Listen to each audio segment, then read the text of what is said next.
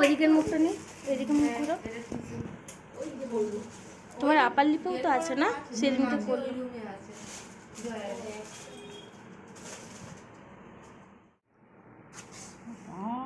দেখি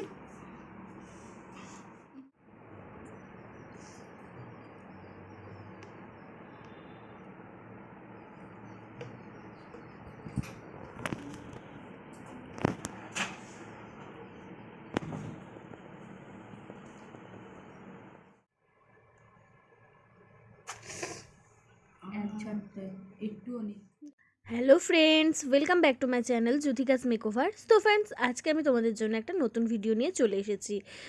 ফেসের unwanted hair দেখে নিশ্চয়ই বুঝতে পারছো যে আজকে হচ্ছে ফেসের মধ্যে আমরা হেয়ারগুলো রিমুভ করব, সেটা আমরা ওয়াক্সিং করে রিমুভ করব।